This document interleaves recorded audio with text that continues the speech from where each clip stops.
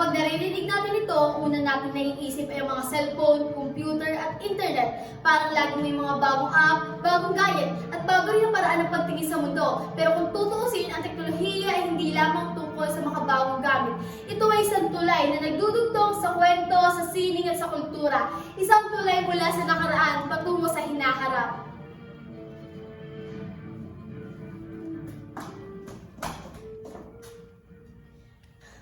Isipin ninyo, sa bawat pag-scroll natin sa social media, nakakita natin ang lumang anyo ng sining na ginagawang bago. Ang nakikita natin ang mga pattern ng mga banig at baybayin na lumalabas sa mga digital art at maging sa mga fashion design.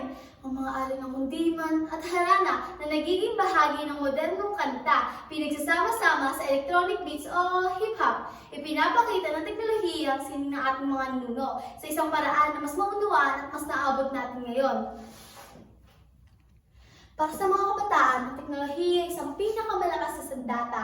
Binibigyan tayo nito ng kalayaan upang baguhin, ipakita at ipakilala ang ating pagkatao bilang Pilipino. Sa halip na kalimutan ng nakaraan, binibigyan tayo ng teknolohiya ng pagkakataon upang mas palipit dito at gawing makabuluhan ito sa kasalukuyan. Halimbawa, nakapaglabas tayo ng sarili nating mga Pilipino anime, mga pelikula o teleserye na may tema tradisyonal, ngunit ipinapakita sa modernong paraan. Sa bawat post, sa bawat kwento, at sa bawat kwento na lilikha natin, na ilalabas natin ang yaman ng ating kultura.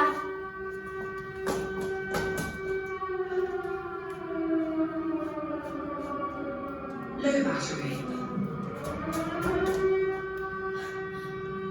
Bilang mga estudyante, mahalagang maunawaan natin ang kahalagahan ng sining at kultura sa paghubog ng ating pagkatao. Sa tulong ng teknolohiya, may kakayahan kayong bigyan ng makabagong anyo ang lumang tradisyon at gawing nauna ito sa kasalukuyan.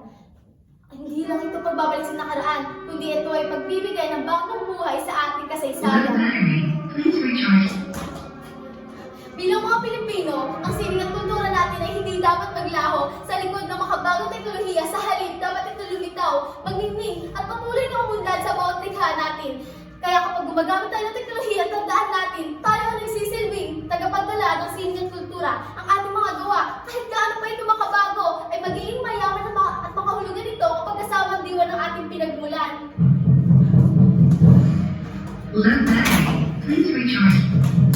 Huwag niyo hayaang mawala ang ating kultura sa agos ng modernisasyon. Ipakita natin ito sa bawat obra, sa bawat kanta, at sa bawat kwento na lilikha natin. Sa inyong mga kamay, maaaring magpatuloy ang ating sining, buhay, at nananatiling makabuluhan sa bawat Pilipinong sumusunod.